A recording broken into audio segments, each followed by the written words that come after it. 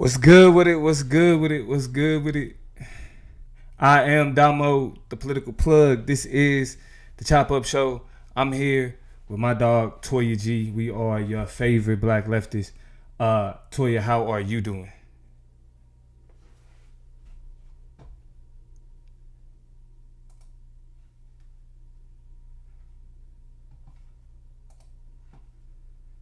Hold on, I can't.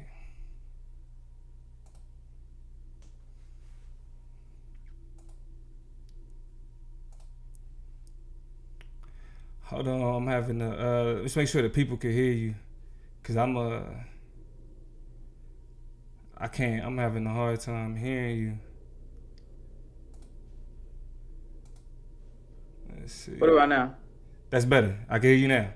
Perfect. What's up? What's good? What's Yeah, good? I'm here. I'm in the yeah. building. I'm in the mix. Happy Yeah, Thursday. What's there we poppin'? go. There we go. There we go. Yeah. And you here in a better mood because of My boys, the Celtics won. We're gonna push it to game seven. We beat Philly. So I'm a happy customer right now. Satisfied customer.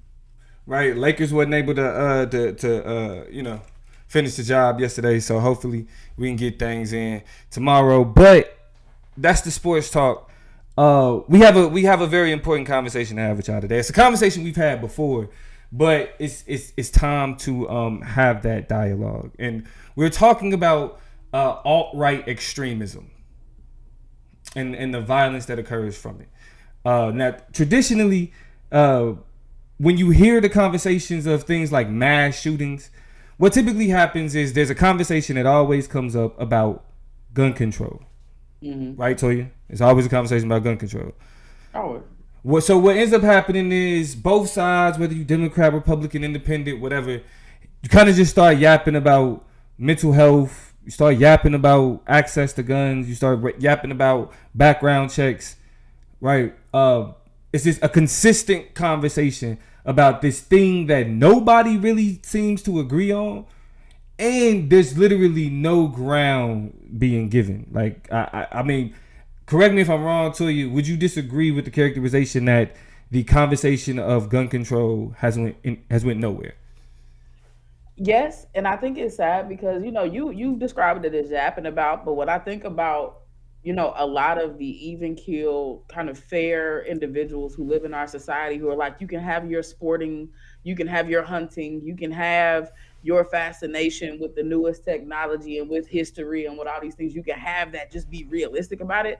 I don't want to just chalk that up to yapping about, because I think there are people who were just so exasperated with all the changes, but no, it's an uphill battle to get sweeping gun reform, that they're just trying to fight for something, right? And they're trying to get people to just reason with them with something about something to some level to just make the pain, make the craziness go away. And so I don't think that that thought process of gun control is bad for the common person, but I do think it is this moot point in the context of politics that then people get to barter around and bat around because they know the conversation is not going to go anywhere, right? It's the low hanging fruit is to look at these conversations about gun control and to talk about, for example, the NRA, because we know that the NRA is in the pockets of politicians. Politicians are in the pockets of the NRA, and they have both a material and symbiotic relationship with each other that Mm-hmm.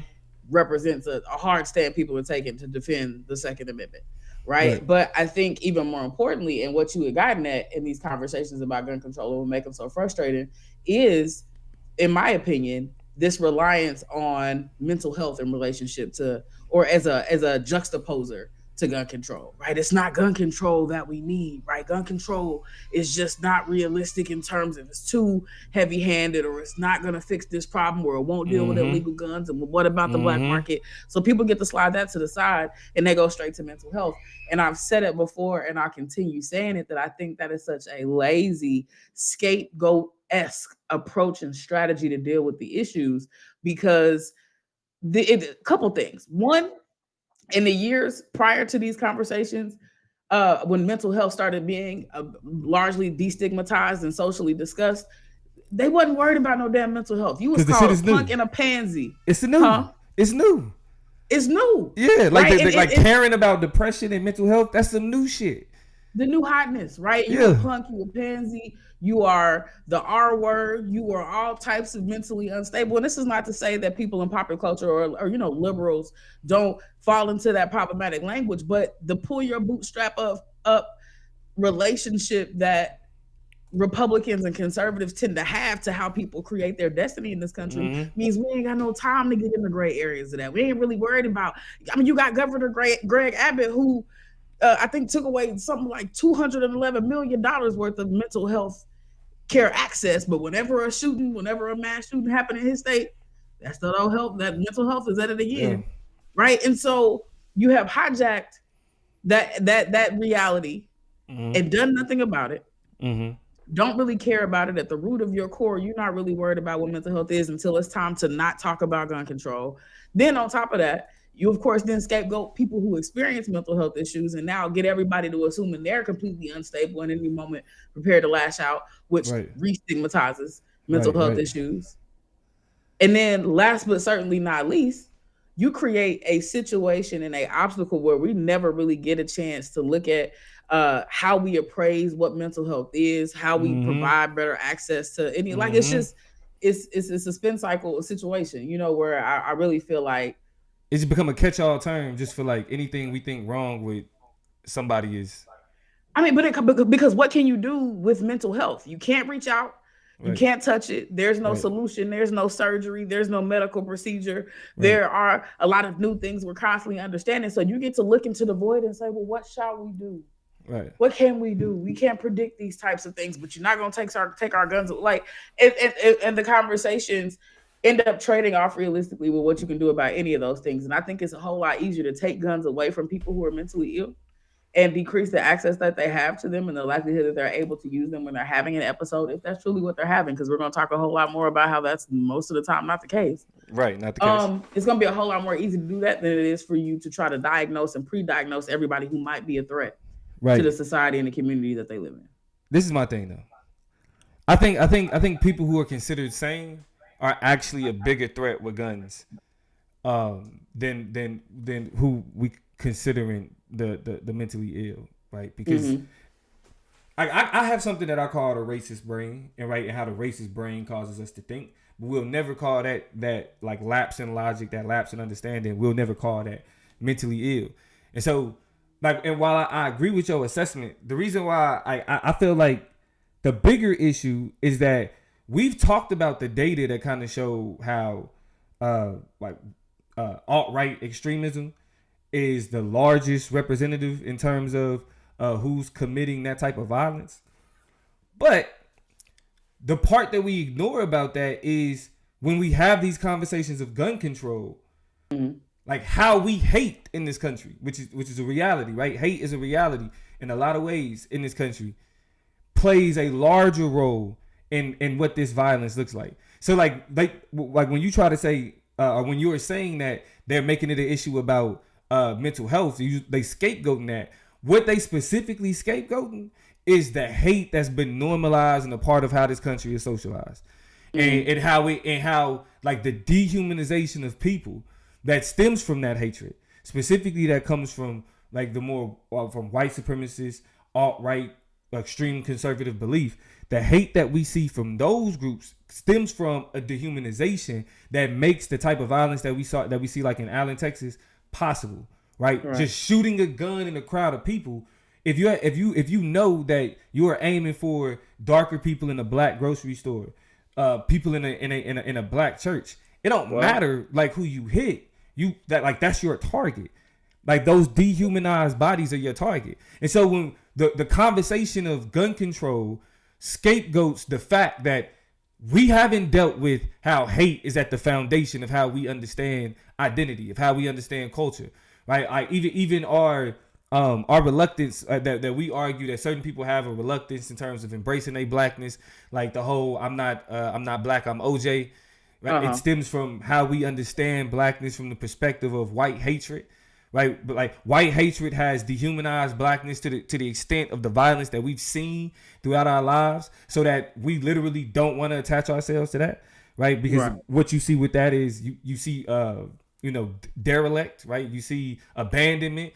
You see all these things wrongs in society, and it starts with like that black label and how things are close to black people. And so I think the biggest issue and the main reason why we bring up gun control when hate crimes happen is primarily because like that's an easier thing to talk about than, hey, we just have a very messed up perception of people. We have a messed up way that we understand each other, how we look at identity, and it's easier to just kind of kick the can down the road than thinking that we can deal with those aspects of identity. Yeah, it's easier. I mean, because if we're bringing up socialization and what that means and like how we understand blackness, we both can identify a ton of ways of like even if we look at it from the biblical perspective, like I think this is the one that kind of stand out to me the most is when like when we look at goodness being the light, right? Badness, darkness being Absolutely. black. It's kind of right there in front of your face. It becomes that obvious, but because it's so obvious, we think it's just normal, as opposed to something that we should like actually call out and have a problem with. Now, the reason that we having this conversation, y'all, and while we're back talking about the violence that comes from a very particular group of people in the political spectrum, is that there was another shooting, a shooting in Allen, Texas, at a outlet store, at an outlet mall, and of course it was done by a white supremacist or a white supremacist sympathizer, if you will. We're gonna get into why that distinction matters in a little bit, but his name was Mauricio Garcia. He was a neo-Nazi sympathizer.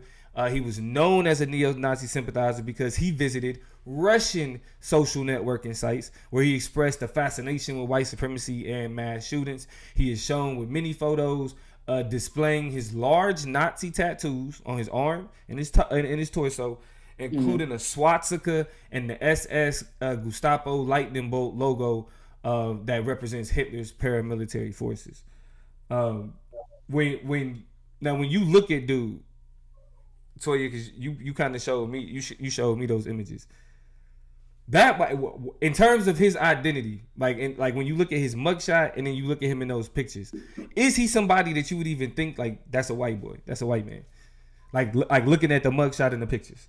No, of course not. I don't think anybody will look at him and be like, "That's a white man." I think it was startling and surprising, but it at the same time wasn't. And we can talk more about how and why. But I wasn't surprised that it wasn't a white man. You said you wasn't surprised that it wasn't a white man. No. Why is that? I mean, first of all, we talked about access to guns, right? It's the state of Texas. We literally, and I forget the specific city that this happened in, but just a few weeks ago, had a man go and shoot up a house where he was shooting off of his porch and was asked to be quiet and stop shooting to let baby sleep, and went over and slaughtered 5 people. And so, when I see the nationalities of those folks were Latine, right? And so I'm not surprised just because of the accessibility to guns, and we can't forget to talk about the issue that men have in relationship to gun violence and violent crime and violent gun violence specifically. Then you tack on the fact that he wasn't black, and I'm sorry, wasn't white, and I think we just start to understand the depths. I think I'll go back to this all the time. How did Trump win a presidential election? The depths of supremacist ideologies, individuals who have conservative agendas where for whatever reason they don't like certain groups of people, don't want brown people, don't want Asian, it's a lot of people, and it's not just white people. So if those same people can collectivize enough to vote somebody like that into the Oval Office, then I can only logically assume that there's enough of them out there who are self-hating or hating of enough people with a certain ideology to commit those types of crimes. I can't let that not be fathomable to me. Yeah, I agree. I feel like in the instant, I was surprised, but not by a lot. Like it was like I knew. I mean, it was a good chance that for sure white supremacy was involved. But then the question was like the perpetrator. And so when I look at dude, and it's like, what messed me up the most is always that like when people that look like that, they are more willing to kill you as well. bro. Yeah. Like you got Hitler tattoos, looking like you more on the Latin side of things, thinking that that actually gives you a pass, and it don't work like that. Like the white Anglo-Saxon dude does not fool with y'all either. So Mm-hmm. like to attach yourself to that level of hatred and to buy into the type of dehumanization that makes these type of actions possible, I think it speaks to another level of like how we won't call it a mental health thing, but the racist brain like destroys like logic. You know what I'm saying? Yeah. It destroys like a sensible way of understanding things and a sensible approach to this. And the one thing I want to point out is that like these people, because this dude Mauricio is a part of a larger, louder, dangerous conservative movement that's becoming more popularized, becoming more mainstream. Right? Yeah. Donald Trump is what have these voices like individuals like Mauricio Garcia feeling more comfortable doing and saying the things that they saying. I Right? mean, we can't forget too, the name of the leader of the Proud Boys is, and I Mm-hmm. want to make sure I get his name right because his name is always in the news. Enrique Enrique. Tarrio. Mm-hmm. Right. And so Mm-hmm. when we look at some of an individual who has been spearheading some of the most problematic rallies and outdoor exhibitions of extremism that we've seen in the Mm-hmm. last decade, he's either been at the forefront or the backdrop of a lot of those instances, either inspired by or literally a part of. And so everybody from, your Tiki Boys to your January Sixers, I bet you they are in some way familiar with his body of work and his perspectives and politics. And so it's no coincidence, even when you look at the Proud Boys and everything that they represent. Pick a news station, they're gonna plaster up a picture of white dudes. Right. The Right. person who is at the helm of those things is absolutely a non-white man. And I think it's something that's extremely interesting about that too is like we also know that it's happening to the degree that that was something that we saw come up in the 2022 midterm with like Stacey Abrams in Georgia. Like even though it was it's been a negligible increase of black men that support like right wing, the current brand of right wing conservatism and support Donald Trump. The Mm-hmm. fact that it's an increase is still upsetting, Yeah, right? Because it's not like for they sure. don't reflect like more so like okay, I'm more convinced of conservatism because of somebody like Donald Trump. It's like not really, right? So it's like what are they appealing to that actually, I mean, which I'm asking what, but I mean we know the answers. Things like misogyny, the desire to reflect the white patriarchy from Oh, I black mean, men. I think it's a blatant desire for junior partnership, except for in a lot of the ways the slow, quiet, humility filled approach that Asian Americans have taken, where they're just like, we'll be good and docile and quiet and, occupy that proximity to whiteness that way. We just see a lot of other non-white people now say, we'll do it the hard and heavy way. We'll go ahead and show up and say the unthinkable, do the unthinkable, and line ourselves with some silly shit so that we can get as close as possible and signal to you and dog whistle to you that we're one of the good ones. Please bring us up Mm-hmm. there where you are. We're harmless. Mm-hmm. We, as a matter of fact, will go as far as saying all of the weird shit that will make sure in the end you get control. Because it's not like you're gonna slap my black ass face on the Right. front of your movement, but we're in line enough to get the benefits of being in proximity. I also think that they are more willing to do it now in like gratuitous ways to where it's just like I like look at this black man on TikTok that wears a cowboy hat of a Confederate flag. We'll put you out front. Right, like Mm-hmm. we'll use you as an example of what it is that like of the type of blackness that we You're comfortable right. with. I absolutely, I disagree. Like they will take. I mean, like I say this, and we've had exhaustive conversations about the Herschel Walkers of the world, and so Yeah, the exactly. Candace Owenses of the world, the Silken Diamonds of the world, the Herman Cains, the Ben Carsons. I completely it slipped my mind for a moment. Oh, how can I forget? Justice Clarence Ju- Thomas. Take your face and just slap it on some shit and call it good. So I what misspoke. I definitely misspoke. and so I mean, and so we know that that's a reality of it, but I think it's just the counterproductive nature of like the same ideology that you using to inflict harm on other people can and will and has been because like he was killed. Dylan Roof went to Burger King or some shit, Mm-hmm. right? Like the Latino white supremacist shooter is out of here. Dylan Roof got to see a court. Do you see the difference? Not ironic. Yeah, not at all. And also, it's there's no sympathy there either. Like you got what you got for the for that type of violence, but at the same time, it's like we have like very blatant examples of how, bro, it's not for you. It doesn't Right. work for you like that. I think also where we start is as we go into an election season, so we starting hearing more conversations about gun control, the same rhetoric back and forth about gun control, while we ignore the hate crime aspect of it. Uh, One thing that this shooter wore that did get people talking about this conversation of the type of right wing violence that we seeing is he wore a pin that said Right Wing Death Squad, RWDS, Right Mm-hmm. Wing Death Squad. All right. Now we understand the political framework of the United States. You got right wing, you got left wing. Right wing represents conservatism. Left wing represents the liberalism. Right. Right.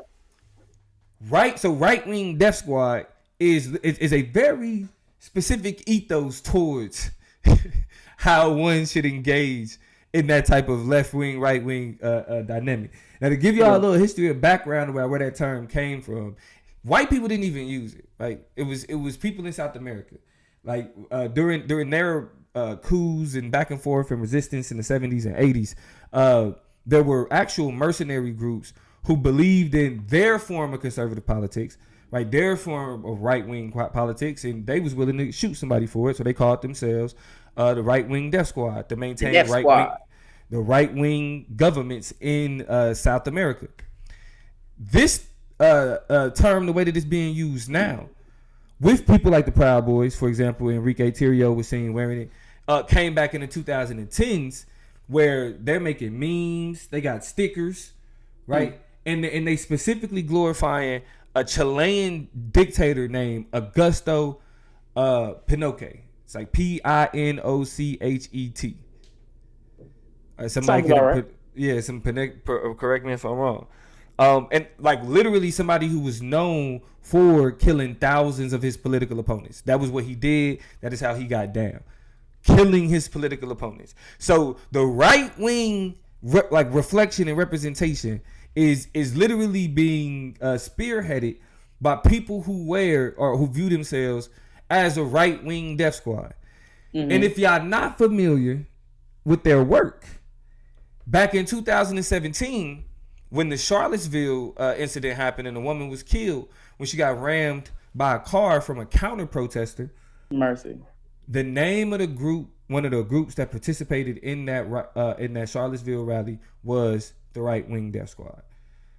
So we know that violence follows this name. We know that people being hurt, being put in harm's way, follows this name, and it's still been able to exist and be a part of conservative political dialogue without anybody of any note, of any influence doing anything to root that out, to call that out, to make that a conversation. So what I want to ask you, Toya, and to get folks involved in the chat, how in the hell do we have civil conversations, cordial conversations about voting when the people that are on that claim to be on the opposite side of what we're on wants us to Mm. stop existing? They don't want us breathing no more. Their framing of how they understand this engagement is they're saying that people like what was his name, Augusto. They said Mm-hmm. Augusto, the brutal Chilean military dictator who killed thousands of his political opponents. They saying that he did nothing wrong. That's how you should move. How do we have civil conversations when the opposition takes literally that stance? I That question that you asking me is, I think, the question that a lot of people ask, and we're asking in the summer of 2020, that they ask every time we get stopped and dealt with unjustly in various police interactions. The same way we've seen. Terrell Taylor said Pinochet as well. I'm sorry. Go ahead. Okay, but I mean, Pinochet. but that question I think can be answered.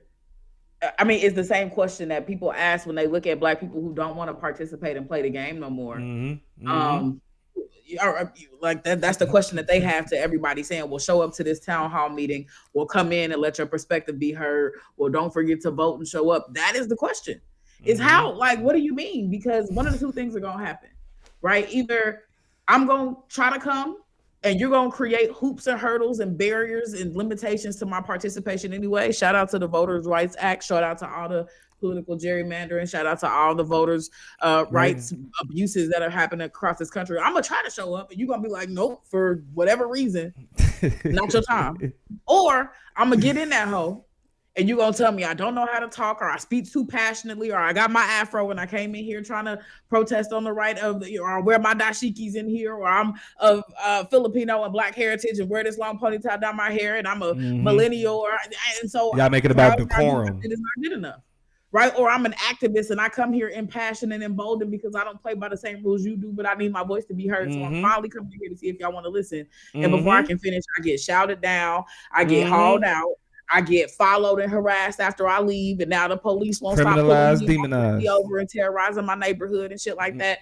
So that's why that question you asked me is the question that's being asked. And in a lot of these spaces, and this is why it becomes understandable every 4 years and every 2 years, even when you and I go back and forth about, you know, if we voting this year and what the ballot of the bullet means and what do we do and how do we show up and which candidate is the best. Yeah. A lot of people say the hell with all of that. Y'all ain't talking about me. I'll tune in for the next episode of the Chop Up, because what the hell is the point? But see, I think this is where I come in. This is where the political plug come in, because our politics don't have to look like they should.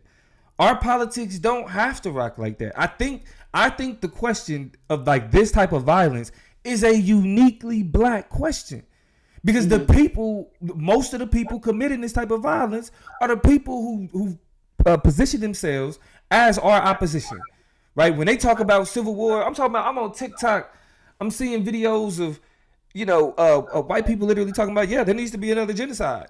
It needs to happen. I'm talking about records skip. Wait, what? Right? We now have a very unique political middle ground, regardless if you Democrat or conservative, right? Regardless if you believe in, you know, economic freedoms or you believe in social welfare. If the people talking about a genocide are not asking you about your political beliefs. Yeah.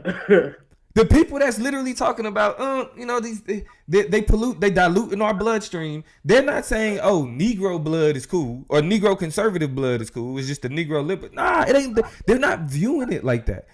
Yeah. They're literally saying that there are people who have a particular phenotype, right? Race is phenotype-based classification. Yes. And so you have that phenotype. You are now a target. You are a threat. You are an issue. You are eating food that belongs to white people. You are living in you are benefiting from things that white people should be benefiting from, and you should no longer exist.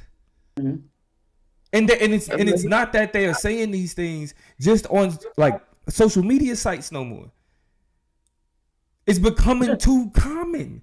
On camera, we want the cameras, inviting the cameras, want the platforms, want the spaces.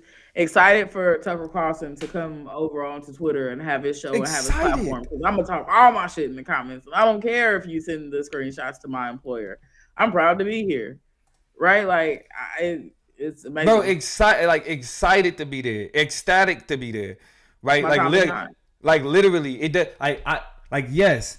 I've gotten caught up doing all this racist type shit, but I know that there's a bunch of people that embrace me. Y'all, Nick Fuentes, Kanye West homeboy, I'm telling y'all, he literally out here preaching, white people, go back to your grandparents' racism. There was nothing wrong with that.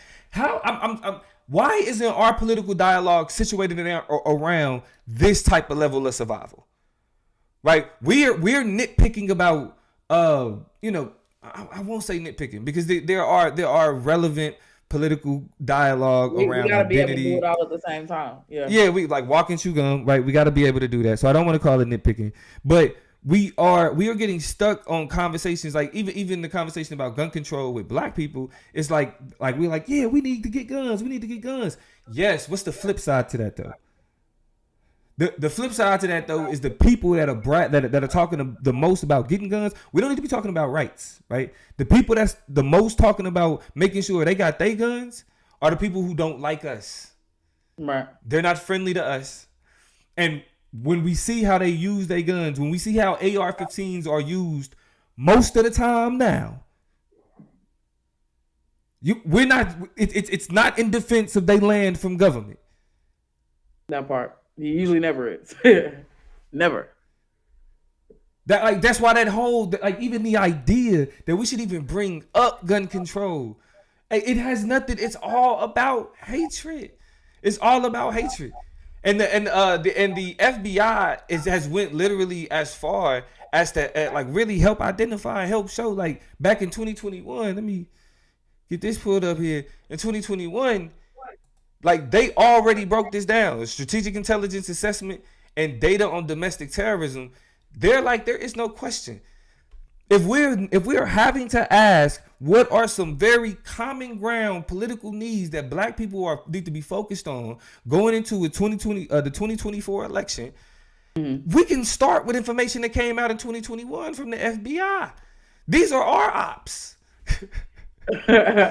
Right? Like they giving the game right now. These are our ops. In a few things that they pointed out. First, they've designated the type of violence that we seeing from white nationalism. They designated that a term. They call it RMVE, racially motivated violent extremism, and they use that. You said what? I said it has a name. That's the first sign that something is real when you start naming that shit. You got to do that first. Racially motivated violent extremism, and they use that to describe the category of threats that encompass white nationalist and white supremacist ideologies that that drive acts of domestic terrorism. Key points made that y'all see here. First, in 2021, they recognized RMVE as a growing threat that is including white nationalism. This isn't the brown terrorists that we've been inundated with for the last decade or so, right? Yeah. It looks like Tucker, who runs around with a "Make America Great Again" hat and the rebel flag on the back of his truck. That's what domestic terrorism looks like. In various testimonies before Congress and public statements, FBI officials have acknowledged the rising danger posed by these groups and individuals. A second major point: majority of domestic terrorism cases come from these type of people. We talked about this on the last episode. And in a 2019 testimony before the House Committee on Homeland Security, then Assistant Director of Counterterrorism Michael McGarity stated that the majority of domestic terrorism cases investigated by the FBI involve some form of white supremacist violence, reflecting the increased focus on this threat. That means that in 2019, they saw what was going on. We just did an episode about it 2-3 weeks ago. So it's 2023. 2019, 2020, 2021, right? 2022 and 2023. That's how many years that we've been that we have direct evidence and direct proof that the people who are committing these violent acts watch Fox News. They care about things like the Great Replacement Theory, right? And then the third major thing that they pointed out is the lethality. They dangerous. Yeah. FBI Director Christopher Wray has highlighted the lethality of white supremacist attacks in the United States, noting in 2019 Senate Judiciary Committee hearing that these groups were responsible for most of these incidents. Like, people are getting in front of these very specific hearings and saying, that means we got this on tape. The same people that are arguing about gun control are the people that held these hearings. The same people that bring up gun control. Go ahead, Toya. I'm sorry. Before I start. No. I mean, you say these things, and I sit here and I think, and this is where we pride ourselves in being an intersectional podcast here, and we have to look at the matrices of power and all the ways that they exist. And we are having a conversation about race, and we are looking at the FBI outwardly saying in our investigations of these issues and the way that we have accumulated this data This is what it says about racial groups both being targeted and who make up these terrorist groups. Mm-hmm. But I just can't fail to acknowledge the fact that it's all dudes. And I think that we need to have, I mean, 100%, like It's one men. hundred It's white. It's white men. Yeah. percent. It's I white mean, just men. dudes, just dudes, like not white dudes. I don't Right. know It's if you, dudes. It's dudes. Right. Right. It's dudes. yeah, It's dudes. It's dudes. just want to be clear about dudes, Dudes. right? Got a lot Yeah. of love for dudes. Dudes be having a lot of love for me. But I think in a world, here's the connection that I want to make. In a world where Okay. we are unable to even recognize the ways that men, 50% of our entire uh, world and social population, and I won't say 50 because, we're having changing conversations about gender, but a damn sure lion's share of the population is the people committing these crimes. And we're not having large conversations about men in relationship to violent crime. We never do. So if we can't have that in your face conversation, we're not finna talk about the ways that specific sectors of men, sex of men, have taken on these particular ideologies and strategies and really brought them to life. We're not never gonna do that.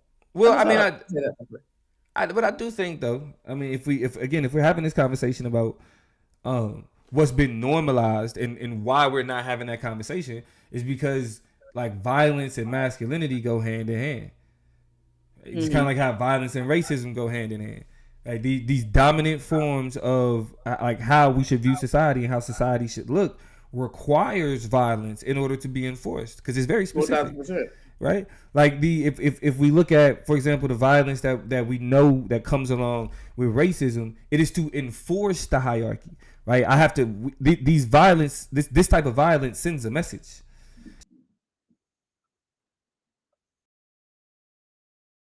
What happened? Yeah, these things reinforce the violence.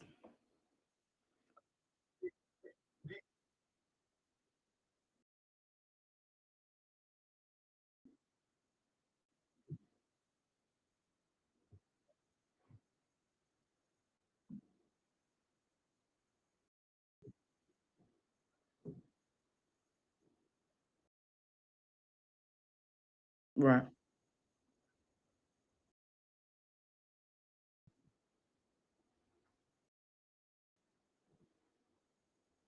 Person. One of them took them. Yeah.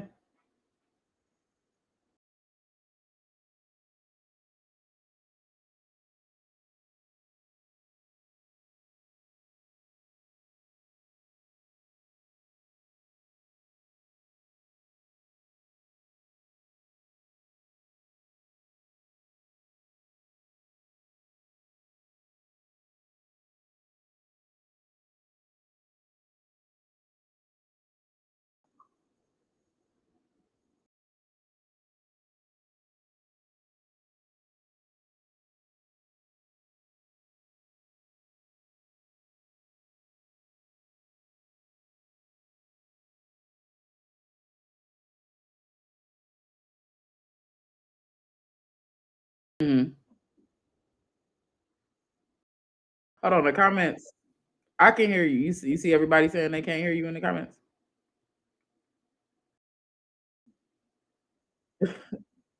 They're saying they missing the convo. What What's up now, kid? Let us know. Is it still facts that y'all can't hear us? Like neither one of us, or just Damo?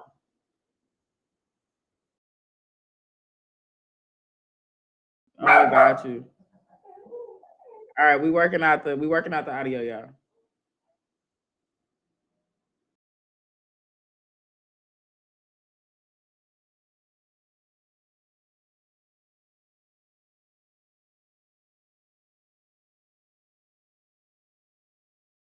Just Damo. It's just Damo. Well, shoot. Shout out to y'all in the comments. J Universe, more ones. Tiffany, shout out to my sister in the comments. Terrell, it's great to see you back in the mix. Definitely happy to see you slide back through. Danielle, if you still in here. But I mean, it's not hard, right, to really deduce a lot of what's going on. I think the plug is still trying to figure out his connection, but I mean, I don't know. I guess I want to just have a human conversation right now while the plug figures out what's good with the audio. What's y'all's take? Like, I'm scared to go to Texas. Like, I'm so afraid to go to the state of Texas, and I'm trying not to make Texas unique, and I'm trying to remind myself that this entire country is vulnerable to the things that we're seeing on loop and on repeat. But when I think about both gun control and gun violence, but also the racial aggression and frustration that exists, uh, I'm Texas got me on edge. So what's y'all take? What's y'all view on just all of these gun crimes that have been happening over these last, I say, a couple of months. Not just there, right? We know that the young man in Kansas City was shot for knocking on the wrong door. We know that I brought up the example of the family of five that was shot down there in Texas. A bunch of Gotcha. different examples. But like, how are y'all walking? How's your mental? How's your emotions? How y'all walking around this world with all these shootings happening around y'all? Because I'm I shooketh. should be back in the mix. I should be back in the mix. And let us know whenever y'all can start hearing Damo again. But answer my question: how y'all feeling? My nerves bad. I'm shook. I mean, I feel like everywhere it's a mass shooting, it's somebody getting shot. I think it was a young man out here in Long Beach where somebody pulled up on him and another young lady. It was three kids walking. I'm talking about this little boy was 15 or 16. He just got shot. Just walked down the street, not Yeah, affiliated, don't do nothing. And don't bother nobody. And he got killed. Another young lady got shot, and then the third person that was with him, ended up being not hurt, but they got me on edge, right? So how y'all feeling? And I think they saying you back plug, but yeah, Tiffany said, agreed. I've been worried. Uh, what's so rampant? Oh, how things are so rampant down in Texas. More one said Texas and Florida are dicey. yeah, Jay Universe said, I've always been afraid to go to the entire South of America due to historical violence and racism. And I think that's what the plug was saying was like, he don't be trying to I go don't to I the don't South. fool I don't fool around down there. I don't fool around down there at I all. mean, it's a reason. Even when I start telling people that I'm from Kansas City, people, especially living in California, they're like, "You from the South?" I'm like, "Not exactly." Now, I don't trust the Nah, white people around where I'm from neither. that's why But I say I'm from look the a little higher country. on the map. I say I'm from the country. Like I'm from Kansas, so like I'm from the country. Exactly. I'm not from the I'm from South what though. you would consider to be the country. Donnell said kind of numb to it, to be honest, and that's such a terrible place to be. But I feel helpless. I don't know if I feel numb. I think numb is a very particular place that you go when you are tired of something happening over and over and over again on repeat. I'm anxious, and I think I'm Nah, so exasperated. and I think the last thing, and I hate to add this to y'all anxious brains, but the little boy where they ran up on him on a school bus, and the only reason he didn't lose his life is because they guns jammed. Oh yeah, I saw it, bruh. What they say? What's that? Is it Minnesota or Michigan or somewhere? The kids got to wear see-through backpacks for the rest of the school year because they done had four different kids show up to middle school with guns in their Mm-hmm. backpack, loaded Mm-hmm. guns. They don't even get backpacks no more because little kids showing up with loaded guns. Like, where am I? I saw that early this week and was like, it's too far.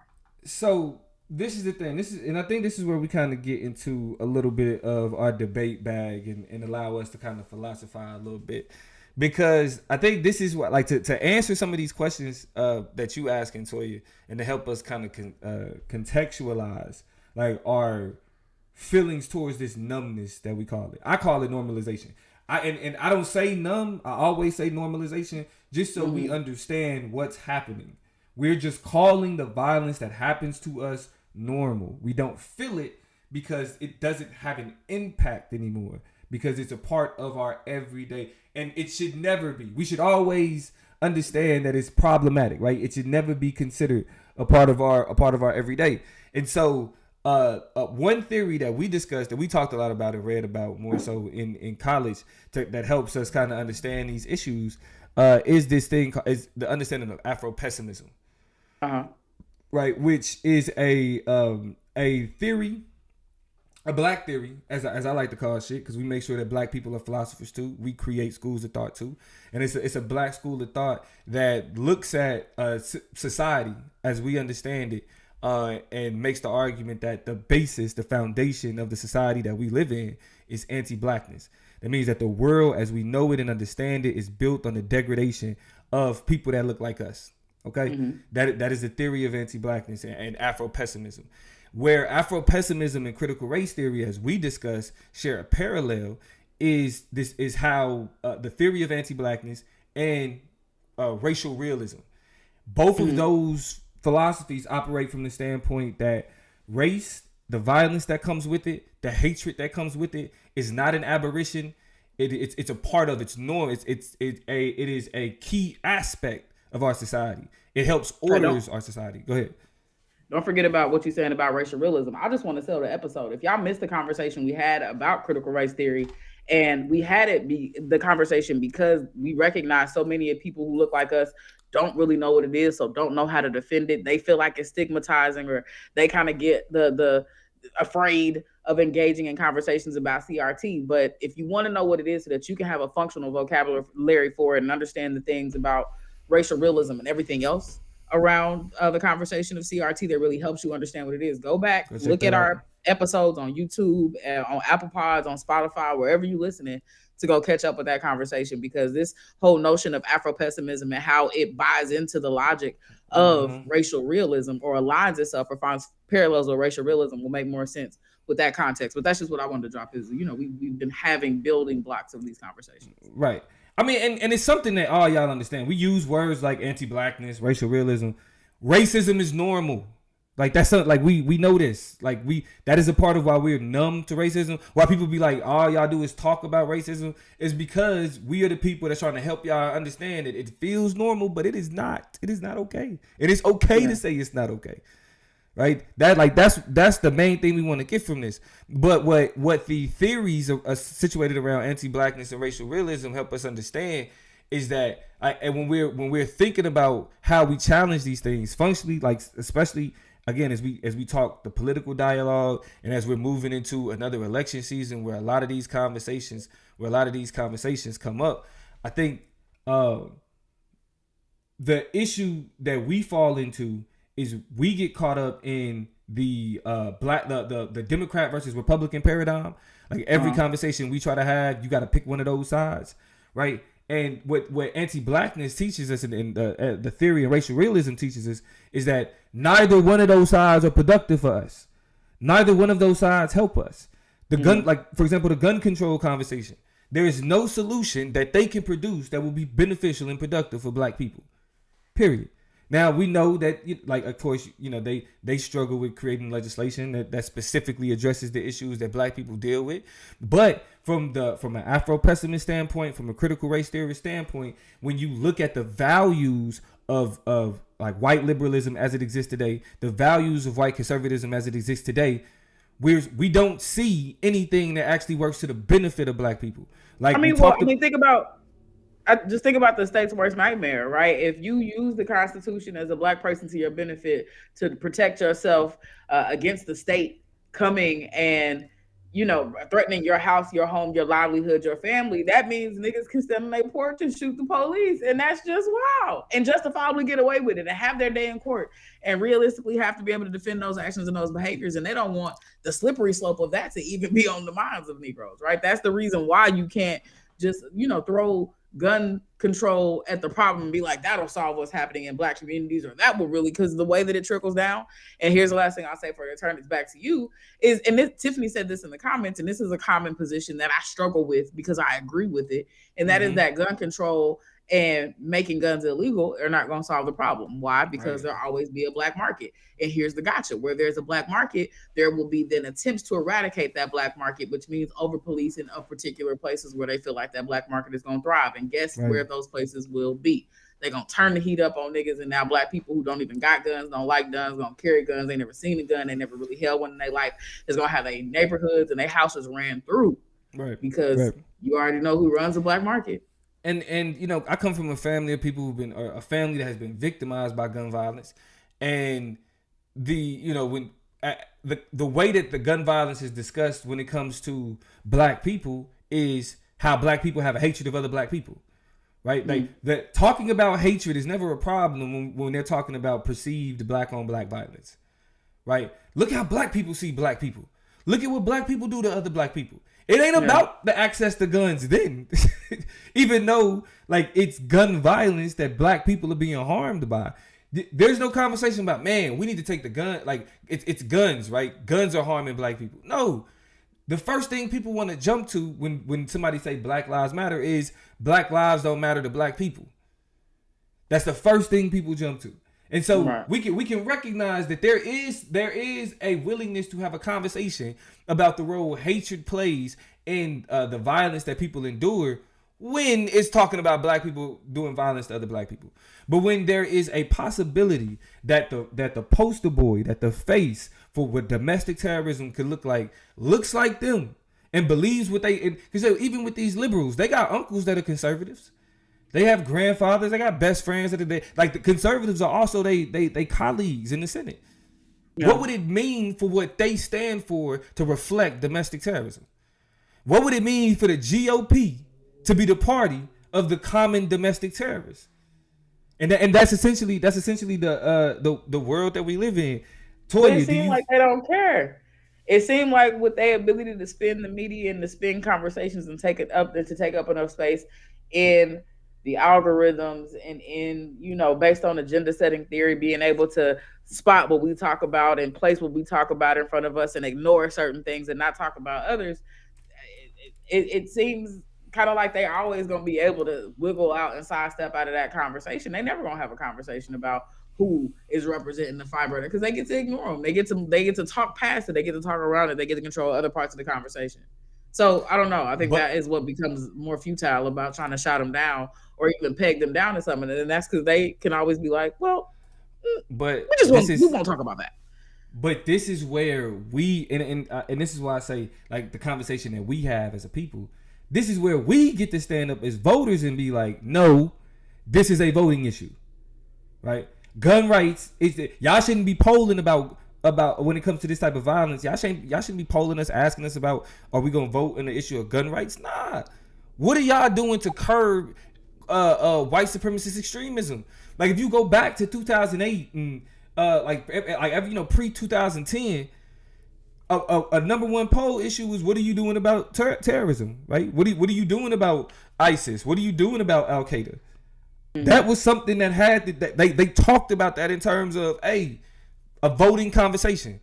I'm not trying to hear no candidate ask for a black vote if they can't speak on, like, white nationalist domestic terrorism, not from the perspective of gun violence, but uniquely from the perspective that when these things are happening, it is people who are reflecting the politics of what we call the other side of the aisle. And there should be no black conservative or not. It should be no black people voting for conservatives that are not willing to outright, you know what I'm saying, work to actively push back against those types of politics, those actions, right? Like, why don't you hear, like, when Obama had to what was it, Jeremiah Wright? Obama had to, if he wanted to get elected, he had to say, I don't fool with Jeremiah Wright. He had to renounce those relationships. He had to move far away from them. They were stigmatizing. They were destabilizing. They were a threat to his politics and image, for sure. So that means that should flip on the other side. And this is my message to black conservatives. Y'all shouldn't be voting for white conservatives that are not willing to actively work against, identify right-wing death squad. Yeah, if that ain't a part of your talking points and something that you pushing back against or you trying to take down, as a black conservative, I'm not fucking with you. How could I? It's that simple. Yeah, it's that simple. I do want to. I want to introduce a little. In terms of this conversation of normalization, I want to introduce my boy Jared Sexton, and his understanding of how these things become normalized. In his book, and Jared Sexton is a professor of African American Studies and Film Studies at the University of California, Irvine. In his book, The Social Life of Social Death on Afro-Pessimism and Black Optimism, he engages with this concept that he calls social death. And that is that the condition of a people who are not considered fully human by societal standards. In the case of Afro-pessimism, it refers to the position of black people in a society structured by anti-blackness. From this perspective, Sexton suggests that anti-blackness is so normalized that it's often invisible or seen as a natural part of life rather than a perversive system of violence and oppression. This normalization makes it difficult to challenge or change the conditions of anti-blackness because we're used to it. The only thing I want to add to that explanation of what pessimism is the uniqueness of chattel slavery, the process of slavery, and slavery in and of itself. That is described within Afro pessimist texts as modernity, right? Mm-hmm. Which was a unique breaking point where, of course, we weren't always non-human. Of course, we weren't always in a position of dereliction and recipients of gratuitous and necessary violence. But the event and the implications of slavery created modernity, created a new world by Mm-hmm. which the entire notions of what humanness and humanity look like were completely recalibrated in ways that allow for blackness to be de facto marked as non-human, right? So I want to Right. kind of situate why people fixate on slavery. It's not because we are infatuated with the fact that we were slaves. It is the idea that that unique moment is what Mm-hmm. created a pivotal point in the law, in politics, in life, in social life, in political life for black people in ways that are not reparable, right? Or irreparable. And the only ways that they can be corrected is to blow up the world as we know it, right? To literally upend civil society in ways that do not have any reflection of how Right. they've been set up and stabilized through Right. chattel slavery. Right. It's difficult, and what Wilderson and Sexton and them argue is that like it's a grammar of suffering that's not intelligible. It's not it can't be understood by mainstream conversations. It can't Right. be understood by it can't be understood by MSNBC.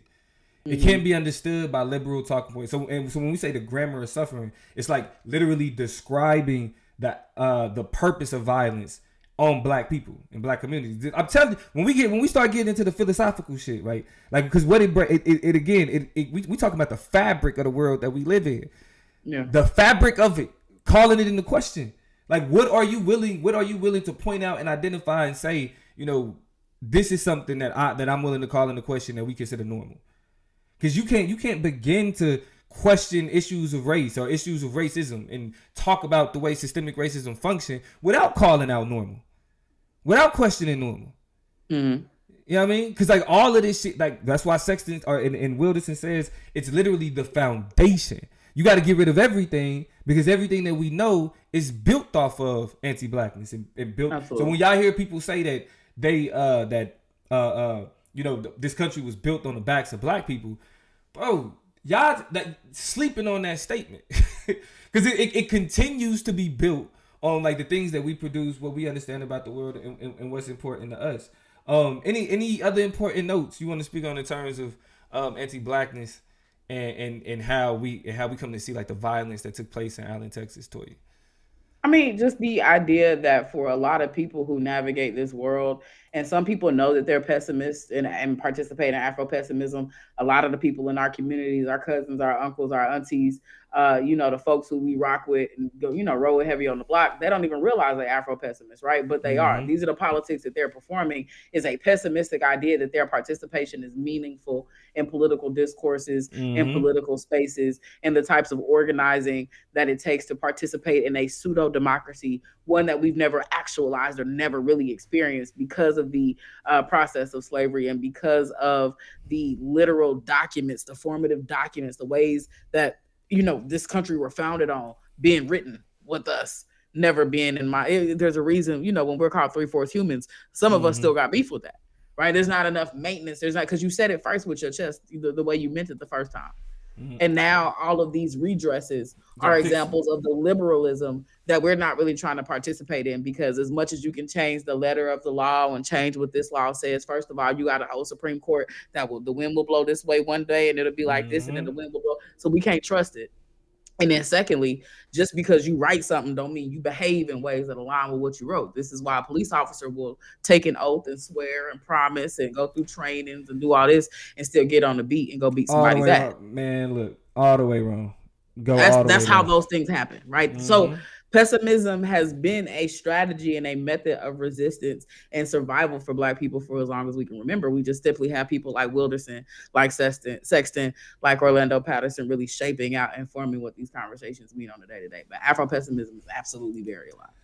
And the last thing I want to say about Afro pessimism before we start to close out though is uh, what Afro pessimists believe though is that there is social life and social death. Right? So 1000%. like in terms of like, so when people is like, well, why do we have these conversations? Why do we talk about racism? It's because being able to identify the social circumstances and like even from a intellectual standpoint, a media standpoint, push back against these things. This is where we find like life in that resistance, right? Like, shout out to our folks in Baltimore, leaders of a beautiful struggle, which speaks Yeah. to, right, like, even though like our circumstances are being described as such, like, it is our agency, it is this display of resistance, right, that creates social life even within those circumstances.